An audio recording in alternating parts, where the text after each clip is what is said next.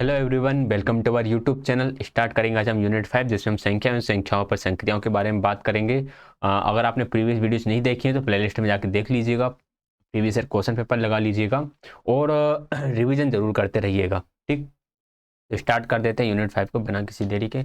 एक discussion group बना हुआ है, आप चाहें तो उसे ज्वाइन कर सकते हैं, वहाँ पर आप अपने डाउट्स वगैरह पूछ सकते हैं, तो डिस्क्रिप्शन लिंक पर मिल जाएगा।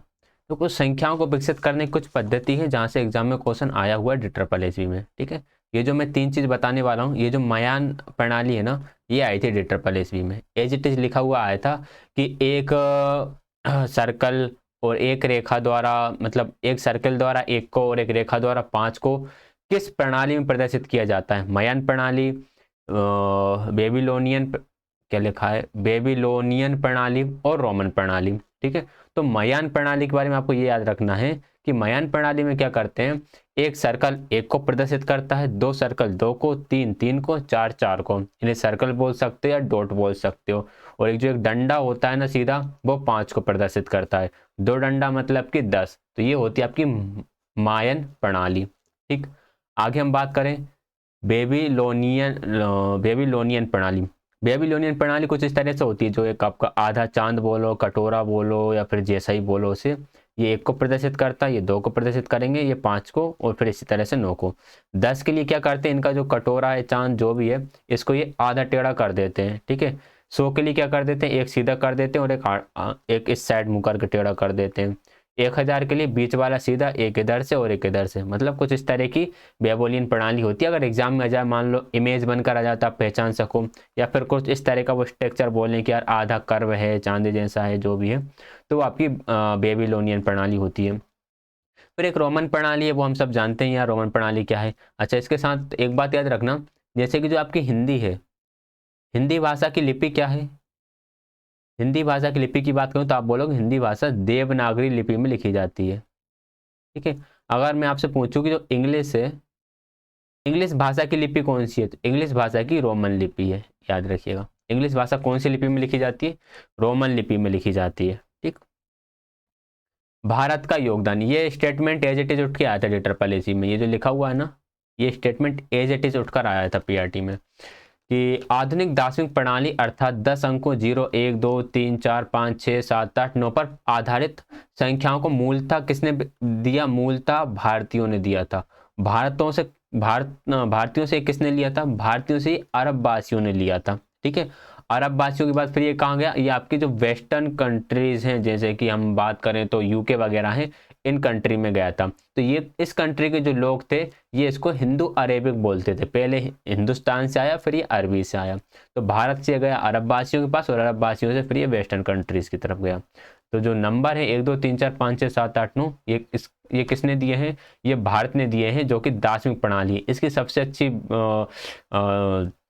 विधि ये थी, मतलब सबसे बड़ा फायदा ये था कि आप इससे कितनी भी बड़ी संख्याओं को प्रदर्शित कर सकते हो आसानी से, क्योंकि यहाँ पर स्थानीय मान की संकल्पना थी और यहाँ पर एक नंबर था 0, जो कि नंबर को प्रेजेंट करने में, संक्रियाएं करने में, मतलब नंबर के साथ कुछ भी करो, हेर फेर, कुछ भी हेरफेर करो, कुछ भी ऑपरेशन करो, सबसे आसान होता था इसमें, दार्शनिक प्रणाली में। इसलिए फिर इसको पूरे वर्ल्ड ने अपना लिया।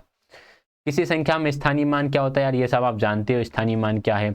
अगर मैं आप यहाँ से लिख दूँ 273, अब मैं पूछूँ आपसे कि यार 7 का स्थानीय मान बताओ। स्थानीय मान मतलब होता है प्लेस वैल्यू, मतलब 7 कौन से प्लेस पर है, टेंस प्लेस पर है, तो 7 का 10 हो जाएगा। 2 का कितना हो जाएगा, 200 हो जाएगा। 3 का स्थानीय मान कितना रहेगा, 3 ही रहेगा। तो ये प्लेस वैल्यू होती है। एक ये स्टेटमेंट आया था DSSSB में, एज इट इज उठ के आया था ये, कि एक ऐसा अंक भी है जिसका स्थानीय मान सभी अंकों पर एक समान रहता है। हम जानते हैं वह अंक है 0। 0 कहीं भी लिखा हो, इसका प्लेस वैल्यू हमेशा 0 ही रहेगा। देखिए प्लेस वैल्यू मतलब क्या होता है, अगर मैं आपको अच्छी भाषा में समझाऊं, एक नंबर लिखा हुआ है 7 5 6 8, अगर मुझे 8 का प्लेस वैल्यू निकालना है तो मैं इसका 1 से मल्टीप्लाई करूंगा, क्योंकि ये इकाई के स्थान पर है, यूनिट प्लेस पर है। अगर मैं 6 का प्लेस वैल्यू निकालूंगा तो ये दहाई के स्थान पर, यानी कि टेंस प्लेस पर है, तो मैं 10 का मल्टीप्लाई करूंगा, 60 आ जाएगा। अगर मैं 5 का स्थानीय मान निकालूंगा तो ये 100 प्लेस पर है, यानी कि सैकड़े के स्थान पर है, तो ये 500 हो जाएगा। 7 का स्थानीय मान निकालने के लिए मुझे 1000 से गुणा करना पड़ेगा, तो ये हमारा 7000 हो जाएगा। लेकिन अब मैं एक नंबर कुछ इस तरह से लिख देता हूँ, 2065। ठीक है, 5 का स्थानीय मान 5 हो जाएगा, 6 का आपका कितना हो जाएगा 60। अगर मैं जीरो का प्लेस वैल्यू निकालूं तो जीरो का प्लेस वैल्यू निकालने के लिए इसका मैं 100 गुना करूंगा। जीरो का 100 गुना कितना होता है? जीरो। तो जीरो एक ऐसा वैल्यू है जिसका प्लेस वैल्यू और जिसका फेस वैल्यू रहते हैं, ठीक है। प्लेस वैल्यू और फेस वैल्यू दोनों ही इसके सेम रहते हैं। अच्छा, ये यहां से भी एग्जाम में क्वेश्चन आया है कि जीरो को दार्शनिक संख्या प्रणाली में स्थान धारक कहा जाता है, यानी कि प्लेस होल्डर कहा जाता है। प्लेस होल्डर किसे कहा जाता है? जो जीरो है उसे कहा जाता है, ठीक। चलिए, संख्याओं के विभिन्न समूह, गणन संख्याएं तथा पूर्ण संख्याएं। देखो, गणन संख्या पूर्ण संख्याएं वो है। गणन संख्या मतलब कि आपके नेचुरल नंबर। नेचुरल नंबर को क्या बोलते हैं? नेचुरल नंबर को हम बोलते हैं प्राकृत संख्याएं, ठीक है।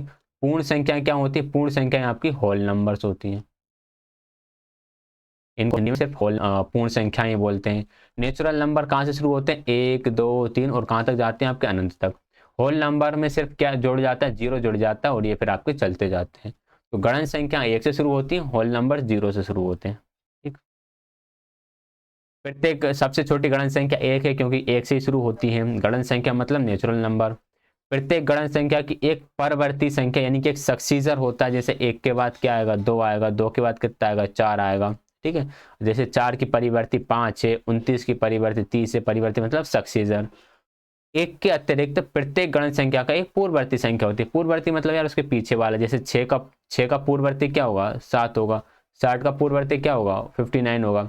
एक का पूर्ववर्ती नहीं होता नेचुरल नंबर के लिए, ध्यान रखिएगा।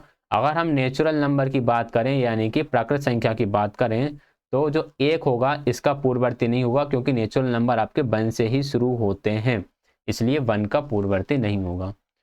पूर्ण संख्या में सभी की पूर्ववर्ती होती है, 0 से स्टार्ट होती हैं। अगर हम प्राकृत संख्या में 0 को सम्मिलित कर लेते हैं तो पूर्ण संख्या यानी होल नंबर बन जाते हैं, W से प्रदर्शित करते हैं।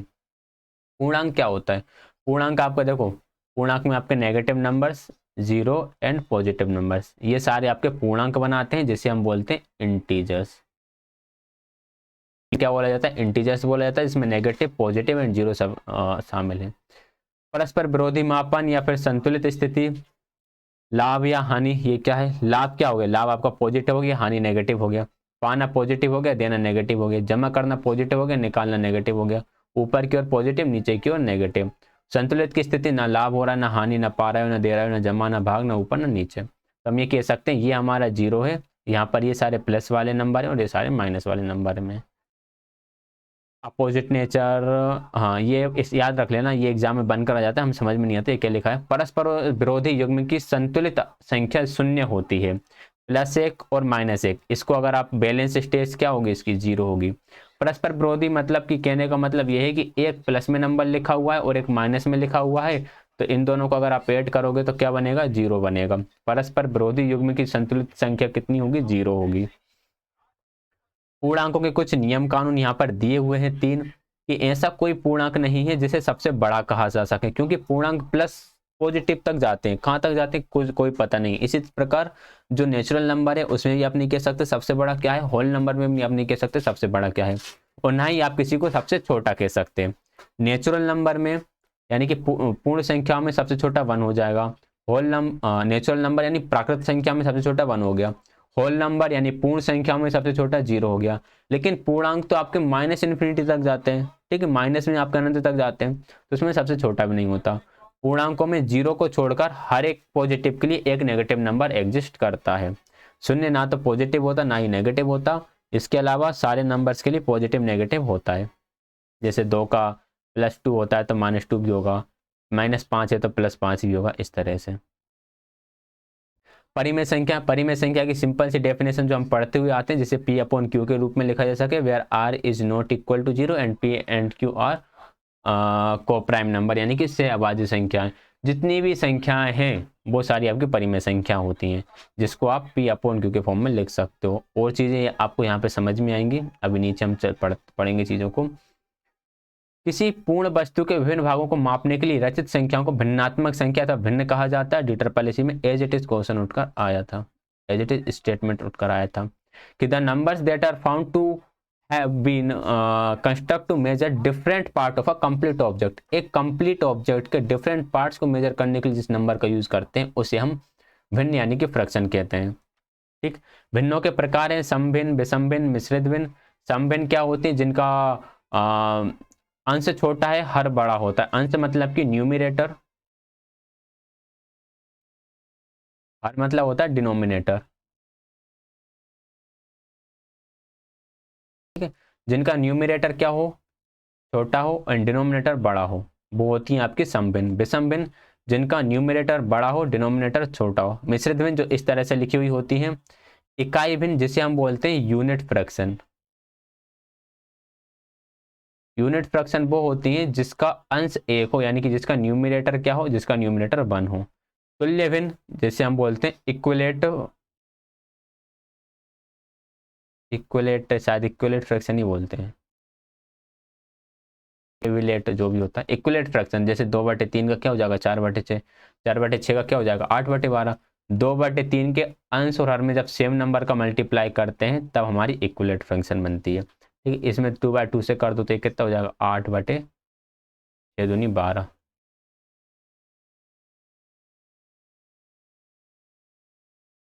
ठीक, तो ये आपके इक्विलेट फ्रैक्शन होती हैं। समहर भिन्न, समहर भिन्न जिनका हर समान होता है, जिनका डिनोमिनेटर समान होता है। परिमेय संख्या जिसे p/q के रूप में लिखा जा सके, p/q और q पूर्णांक हो, q is not equal to 0, परिमेय संख्या कहलाती है।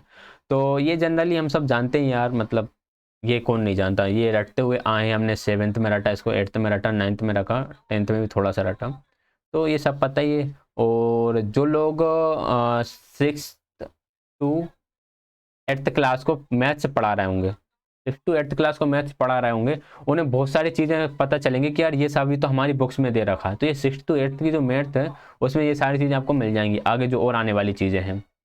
क्योंकि अभी हम 16th नंबर के पेज नंबर पे चल रहा है, हम यहाँ इसे 49 पेज तक पढ़ने वाले हैं, बहुत बड़ी यूनिट होने वाली है। हालांकि टाइम नहीं लेंगे ज़्यादा क्योंकि इतने टाइम कंज्यूमिंग है नहीं है। एक परिमेय संख्या को लिखने का मानक रूप यानी कि स्टैंडर्ड फॉर्म। देखो परिमेय संख्या तो ये भी है 6/8, परिमेय संख्या ये भी है 12/16, और परिमेय संख्या ये भी है 25/30। लेकिन जब किसी परिमेय संख्या को p/q के रूप में लिखा जाता है जहां p तथा q का ओवरनिष्ठ गुणनखंड केवल 1 हो, मतलब p एंड q में कुछ भी कॉमन ना हो। अगर मैं आपसे बात करूं ये तो 12/16 है, ये परिमेय संख्या बिल्कुल है। अगर मुझे इसको स्टैंडर्ड फॉर्म में लिखना हो तो पहले मुझे इसको पूरा सोल्व करना पड़ेगा, सिंप्लीफाई करना पड़ेगा। 4 से कैंसिल करा 3 टाइम, और 4 से कैंसिल करा 4 टाइम, क्या आ गया 3/4। 3 और 4 में कुछ कॉमन है, एक के अलावा कुछ कॉमन है क्या? 3 और 4 में अब कुछ भी नंबर कॉमन नहीं है। तो ये हो गया स्टैंडर्ड फॉर्म एक रेशनल नंबर को लिखने का। तो रेशनल नंबर को लिखने का स्टैंडर्ड फॉर्म यही होता है कि जो p एंड q है उसमें कुछ भी कॉमन ना हो, और एक जो होता है ना, एक सभी में कॉमन होता है। प्राकृत तथा पूर्ण संख्याओं पर संक्रियाएं। भाई प्राकृत और पूर्ण संख्याओं को आप प्लस कर सकते हो, माइनस कर सकते हो, बहुत सारे काम कर सकते हो, लेकिन ये नियम है जो DSSS में कई बार आए हुए हैं। ये जो नियम है ना, इनको अच्छे से समझ के जाइएगा। हम किस पर पढ़ना है? पूर्ण तथा प्राकृत संख्याओं पे योग के गुण पढ़ना है। सबसे पहले आती है आपकी क्लोजर प्रॉपर्टी यानी कि समृद्धता का गुण, जिसे समरक भी बोल देते हैं, समृद्धता ही बोल देते हैं और समरक भी बोल देते हैं। इंग्लिश में एक ही वर्ड आता है क्लोजर।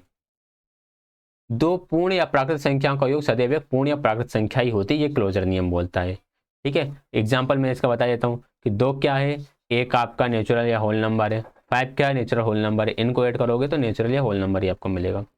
क्रम विनिमय नियम, एसोसिएटिव प्रॉपर्टी, ये प्लस में बात कर रहे हैं, किसमें? प्लस के संदर्भ में, यानी कि एडिशन की बात चल रही है। अभी हम सबट्रैक्शन में लेके नहीं चल रहे, हम सिर्फ एडिशन की बात कर रहे हैं। क्रम विनिमय नियम p+q is equal to q+p, वहाँ p और q क्या है? पूर्णांक है। अगर 2 + 5 बराबर कितना होता है 7, तो 5 + 2 भी कितना होगा 7 ही होगा। सहचारी जिसे बोलते हैं associative property, p+q + r, p+q + r, p q r पूर्णांक है। इसको यहाँ पर समझ लेते हैं कि 2 + 3 + 5 निकालोगे तो 3 और 2 कितना होगा 5, 5 और 5 कितना हो गया 10। इसी को चाहिए से सोल्व कर लो, 2 + 3 + 5, 2 + 5 और 3 8, और 8 और 2 10। तो ये क्या हुआ? ये हमारी सहचर्य होता है, यानी कि एसोसिएटिव होता है। पूर्ण संख्याओं में योज्य तत्समक। Additive identity in whole number, additive identity सिर्फ होल नंबर में ही मिलती है, हमें नेचुरल नंबर में एडिटिव आइडेंटिटी नहीं होती है। मैं लिख देता हूं, नेचुरल नंबर की एडिटिव आइडेंटिटी, एडिटिव आइडेंटिटी नहीं होती। ठीक है, एडिटिव आइडेंटिटी मतलब कि योज्य तत्समक। योज्य तत्समक का मतलब होता है कि हमें कहीं से एक ऐसा नंबर मिल जाए जिसे हम किसी भी नंबर से ऐड करें तो वही नंबर हमें प्राप्त हो। जीरो क्या, जीरो एक ऐसा नंबर है, इसमें आप कुछ भी नंबर ऐड करो, जिससे आप ऐड करोगे वही नंबर मिल जाएगा। ये कहलाता है योज्य का तत्समक, यानी कि एडिटिव आइडेंटिटी। अब घटाने की बात कर लेते हैं। अभी सारी योग पर बात करी, अब घटाने पर बात करी। देखिए घटाने में पता, घटाने में हम नहीं कह सकते कि हमें क्या मिलेगा क्या नहीं मिलेगा। ठीक है, क्लोजर प्रॉपर्टी लगेगी कि नहीं लगेगी, वो इसलिए नहीं कह सकते कि अगर मैं 2 - 5 करूंगा तो मेरा आंसर -3 आ जाएगा। ना तो ये होल नंबर है -3, ना ही नेचुरल नंबर, ये इंटीजर के अंदर आ जाता है। ठीक है, ऐसे इसमें क्रमबनी में भी कभी लग सकता है, नहीं भी लग सकता, सेचारी लग सकता है, नहीं भी लग सकता है। इसलिए तो व्याकरण में हम ऐसा कोई सा नियम नहीं पढ़ते, घटाने में हम कोई नियम नहीं पढ़ते, हम नियम सिर्फ एडिशन में पढ़ते हैं। ओके, क्योंकि ये प्रॉपर्टी कभी लग भी जाती है और कभी नहीं भी लगती है। ठीक, गुणन, गुणन यानी कि मल्टीप्लिकेटिव।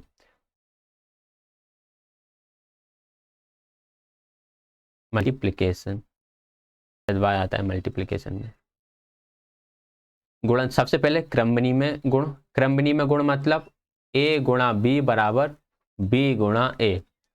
5 गुणा 4 करो या 4 गुणा 5 करो, आंसर कितना आना है, आंसर तो 20 ही आना है। ये क्रमबनी में होता है। समृद्धता का गुण, समृद्धता का गुण मतलब कि अगर 2 एक प्राकृत संख्या है और 3 एक प्राकृत संख्या है तो दोनों का गुणा करने पर कितना आएगा, 3 दूनी 6, जो कि एक प्राकृत संख्या होगी। ठीक, ये समृद्धता का गुण होता है। अगर हम इंटीजर्स की बात करें तो उनका प्रोडक्ट करने पर इंटीजर्स ही मिलेगा। सहचारी गुण वही एसोसिएटिव ला।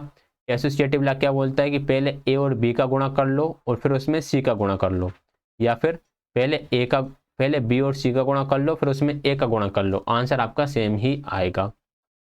गुणन तत्समक, गुणन तत्समक एक जैसे वहां पर एडिटिव आइडेंटिटी क्या थी, योग तत्समक था हमारा 0, योग तत्समक 0 था। 0 कैसा नंबर था, अगर 2 में 0 जोड़ते हो तो 2 ही आ जाता है।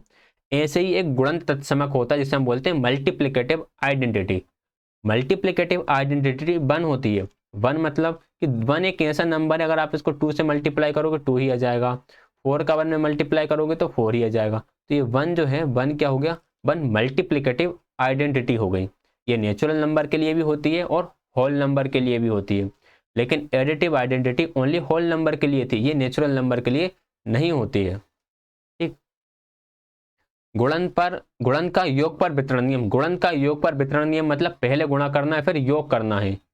ए गुणा बी प्लस सी बराबर को हम ए गुणा बी प्लस ए गुणा सी इस तरह से डिस्ट्रीब्यूट कर सकते हैं। ठीक है ना, ये लिखा है बस।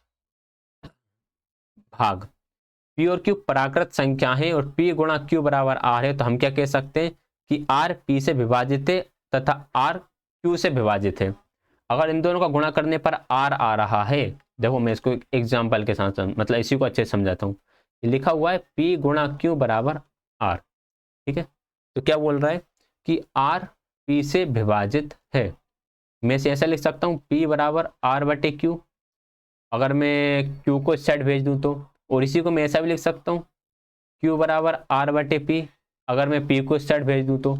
ये जो आर नंबर है ये क्यू से भी विभाजित है और ये पी से भी विभाजित है। विभाजित मतलब कि डिवाइड हो रहा है, आर क्यू से भी डिविजिबल है और आर पी से भी डिविजिबल है। यही लिखा हुआ है, अगर ये वाली कंडीशन लिखी हुई हो तो आर पी से भी डिविजिबल हो जाएगा और आर क्यू से भी डिविजिबल हो जाएगा। पी तथा क्यू में से प्रत्येक आर का एक गुणनखंड है, और अगर प्रोडक्ट करने पर यह नंबर आ रहा है तो पी एंड क्यू दोनों ही आर के फैक्टर होंगे। आर पी तथा क्यू में से प्रत्येक का गुणज है। आर क्या हो जाएगा, ये जो नंबर है आर नंबर इन दोनों का मल्टीपल हो जाएगा। एक अच्छे से एग्जांपल के साथ समझते हैं, ठीक है ना, और अच्छे से समझ में आएगा। यहीं पर लिख लेता हूँ मैं एग्जांपल एक, इस साइड जगह खाली, इस साइड लिख लेते हैं। अगर मैं एक नंबर उठाऊं 4 और एक नंबर उठाऊं 3, 4 गुणा 3 बराबर कितना आ गया 12। अब ये जो नंबर 12 आया ये 4 से विभाजित हो जाएगा 3 आ जाएगा, और ये 12 3 से विभाजित हो जाएगा 4 आ जाएगा। ठीक है, तो फर्स्ट वाला स्टेटमेंट प्रूफ हो गया कि जो 12 है वो 4 से भी डिविजिबल है और 3 से भी डिविजिबल है। फिर उन्होंने बोला P तथा Q में से प्रत्येक R का गुणनखंड है।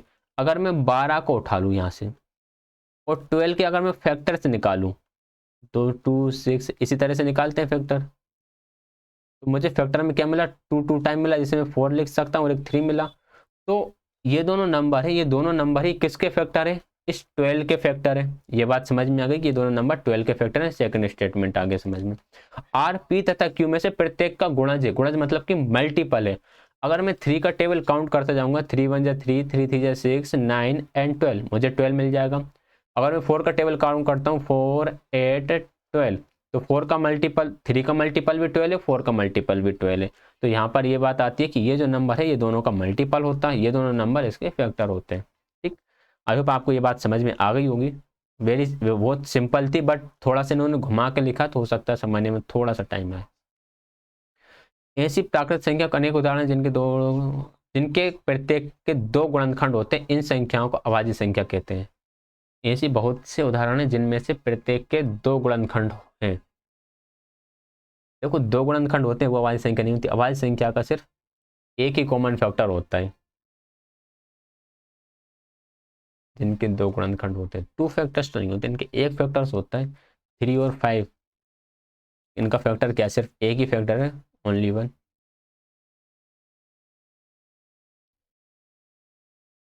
अच्छा अच्छा अच्छा, हाँ आगे समझ मुझे क्या क्या ये बोल रहे हैं कि इनके सिर्फ 2 फैक्टर्स होते हैं। समझो जरा, इनकी बात करूं तो 3 के 2 फैक्टर हैं, एक तो 1 है इसका फैक्टर और एक वो नंबर खुद होता है। ठीक है, एक 1 होता है और एक वो नंबर खुद होता है।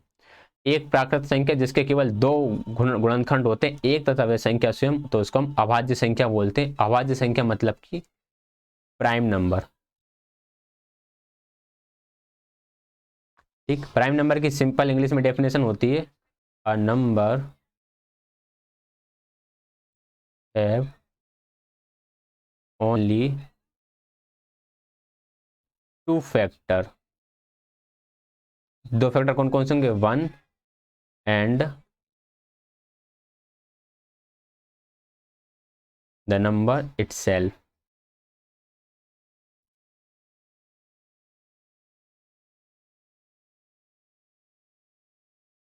ठीक है, एक 1 हो और एक वे नंबर खुद हो तो उसको हम बोलेंगे प्राइम नंबर।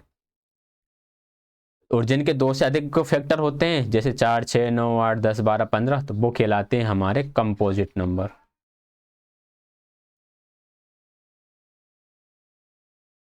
एक prime number and composite number हो गया। से अभाज्य संख्या जिसे हम को प्राइम या म्यूचुअली प्राइम से बोलते हैं कि 2 प्राकृत संख्याओं का समुच्चय या इनको साथ में ले लो और इनमें कुछ कॉमन ना हो। जैसे 8 और 27, 8 और 27 की अगर इंडिविजुअल बात करें तो भाई 8 तो आपका कंपोजिट नंबर है और 27 भी कंपोजिट नंबर है, लेकिन इन दोनों को साथ में लिखता हूं तो मुझे दिख रहा है कि इन दोनों में कुछ भी कॉमन नहीं है। इन दोनों में कुछ भी कॉमन नहीं है, मतलब ये कौन से, ये आपके को प्राइम नंबर है। ट्विन प्राइम कौन से होते हैं, यमज अभाज्य संख्या जिसे जुड़वा अभाज्य संख्या ही बोल देते हैं। ये वो संख्या होती है जिनमें जो प्राइम नंबर हो और जिनमें 2 का डिफरेंस हो, दोनों प्राइम और दोनों में 2 का डिफरेंस हो। जैसे कि 3 5 हो गया आपका, 5 7 हो गया, 11 13 हो गया। ठीक है, अच्छा यहाँ पर एक बात और ही समझ लो आप साथ के साथ ही, अगर हम प्राइम नंबर्स की बात कर रहे हैं यहाँ पर तो मैं यहाँ पर एक लिख देता हूँ smallest prime number. Smallest prime number जो होता है वो आपका 2 होता है। ठीक है, and smallest even prime number, smallest even prime number कितना होगा, 2 होगा। And smallest odd prime number, smallest odd prime number कितना होता है, 3 होता है। तो याद रखिएगा प्राइम नंबर 2 से स्टार्ट होते हैं। 1 ना तो प्राइम होता ना ही कंपोजिट होता, याद रखिएगा 1 ना तो प्राइम होता ना ही कंपोजिट होता। स्मॉलेस्ट कंपोजिट नंबर 4 होता है। स्मॉलेस्ट कंपोजिट नंबर क्या होगा? 4 होगा, 2 नहीं होगा, याद रखना है इस बात को। और यहाँ पे एक याद रखिएगा, 2 एंड 3 ये आपके ट्विन प्राइम नंबर्स नहीं होते हैं।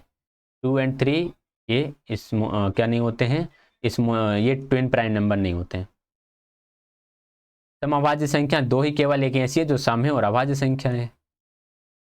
इसे ये जो काट के लिखा है ना, इसे हम बोलते हैं एरिस्टोनेस्थीन की छलनी। एरिस्टोनेस्थीन की छलनी बोलते हैं, जिसने इस तरह से बताया था। इसने क्या बताया? इसने ये बताया कि 2 से बड़े और 2 के सभी गुणज काट दो। 2 के जितने भी आपके मल्टीपल्स हैं सबको काट दो। 3 के सारे मल्टीपल्स काट दो, 5 के सारे मल्टीपल काट दो, 7 के सारे मल्टीपल काट दो। जो नंबर बचेंगे वो आपके सारे प्राइम नंबर बचेंगे। ठीक। पूर्णांकों पर संक्रियाएं, अभी हम किस पर बात कर रहे थे? अभी हम नेचुरल नंबर और होल नंबर यानी कि हम प्राकृत संख्याएं और पूर्ण संख्याओं पर बात कर रहे थे। अब हम पूर्णांकों की बात करेंगे, जैसे हम बोलते हैं इंटीजर्स। योग की बात करें तो योग पर इंटीजर्स के सारे गुण फॉलो होते हैं। संबरक नियम, क्रमबनीय नियम, सहचारी नियम, तत्समक नियम सारे। योज्य का प्रतिलोम, ये एक अलग स्टेटमेंट आया। योज्य का प्रतिलोम, प्रतिलोम क्या होता है? देखो 2 का प्रतिलोम होता है -2, क्या मिलेगा? 0 मिलेगा। 4 का प्रतिलोम होगा -4, 0 मिल जाएगा। 5 का प्रतिलोम हो जाएगा -5, 0 हो जाएगा। तो हम प्रतिलोम, जैसे हम बोलते हैं इनवर्स, इनवर्स वो नंबर होता है जिसको प्लस करने के बाद हमें आइडेंटिटी मिल जाए। आइडेंटिटी मतलब कि हमें तत्समक मिल जाए। ठीक है, ये परिभाषा है कि प्रतिलोम वह नंबर होता है जिसको अपने जो ओरिजिनल नंबर में प्लस करने पर हमें आइडेंटिटी यानी कि तत्समक मिल जाए, वह प्रतिलोम कहलाता है।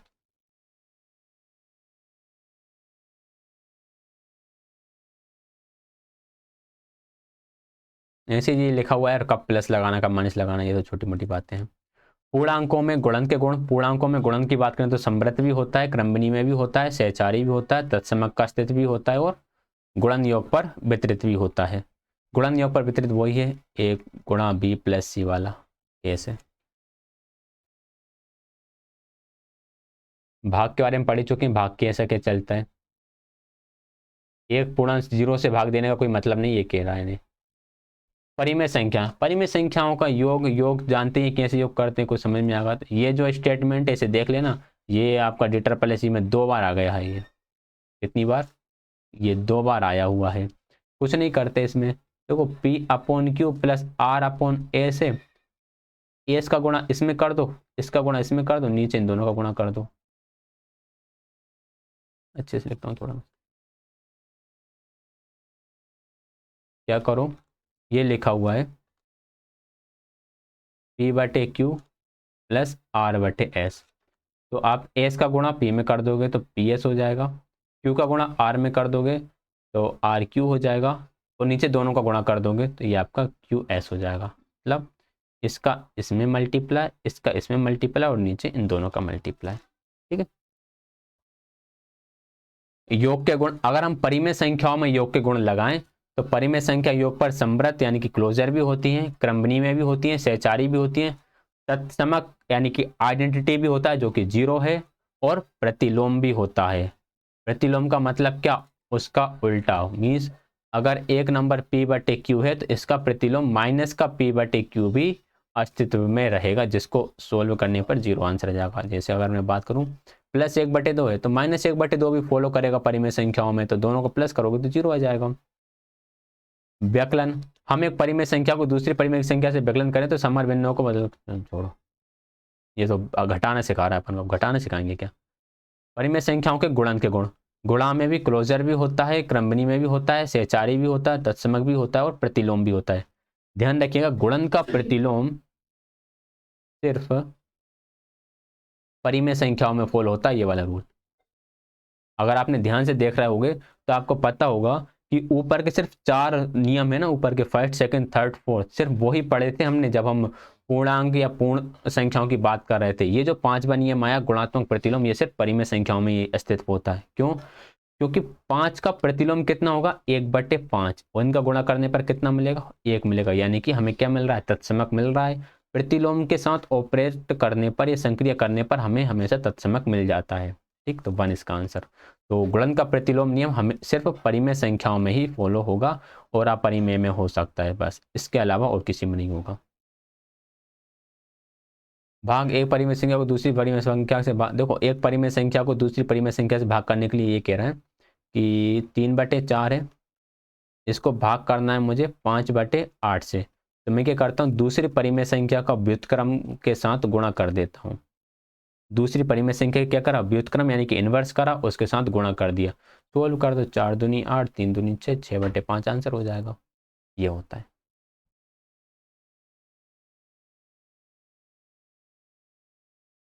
शांत अशांत दशमलव, एक शांत तथा एक असंत अनावृत्ति दशमलव के प्रत्येक एक परिमेय संख्या को निरूपित करता है, किंतु एक अनंत अनावृत्ति दशमलव एक अपरिमेय संख्या को निरूपित एक परिमेय संख्या को निरूपित नहीं करता है।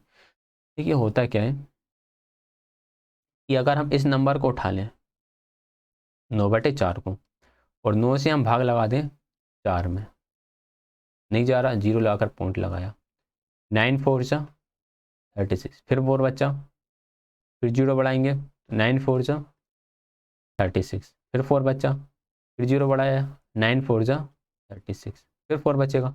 हमारा आंसर 0.444 आएगा। यहाँ पर क्या हो रहा है, यहाँ पर हमारा पॉइंट के बाद नंबर रिपीट होता जा रहा है। पॉइंट के बाद नंबर रिपीट होता है तो इसे हम बोलते हैं अशांत आवर्ती दशमलव।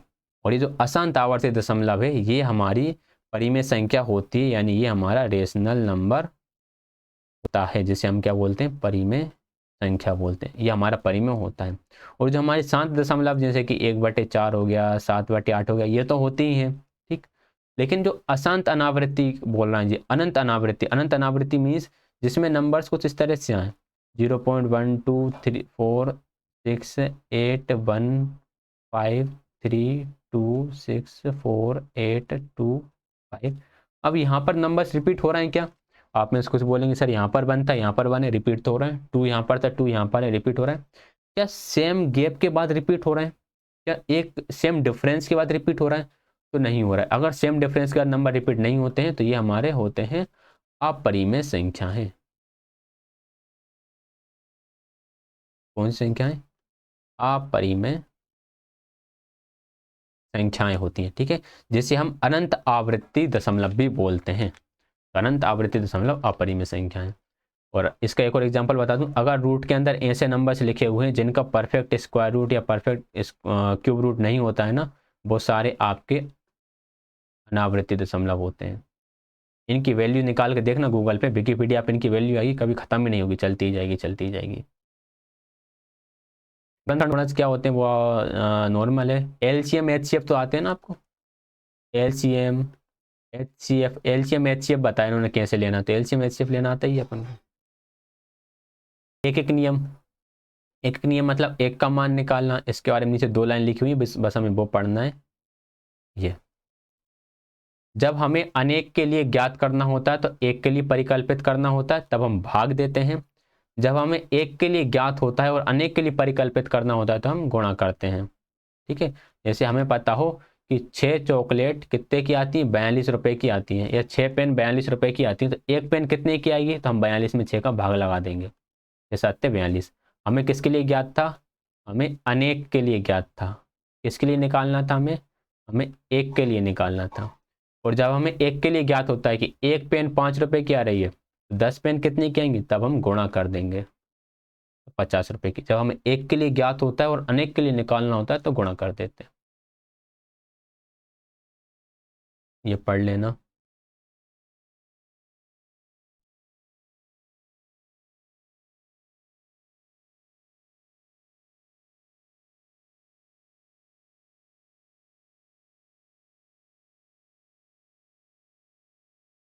ब्याज पढ़ लेना, बस ऐसा कुछ है नहीं है ब्याज का। ब्याज क्या होता है, कैसे निकालते हो, पता ही हमें कैसे निकालते हैं, क्या होता है, ठीक है। इसमें सारांश दिया ना, ये सारांश को जरूर पढ़ लिया करो। तो थोड़ा सा टाइम लेगा लेकिन इससे आपकी बहुत सारी चीज़ें क्लियर हो जाएंगी, ठीक। तो ये हमारी यूनिट यहाँ पर कंप्लीट होती है। यूनिट नंबर 5, लगभग 30-35 पेज की यूनिट्स थी। वीडियो में कहीं पर डाउट रहता हो तो कमेंट कर दीजिएगा, पसंद आए तो लाइक शेयर, चैनल को सब्सक्राइब, एंड क्लास देखने के लिए आप सभी का बहुत बहुत धन्यवाद।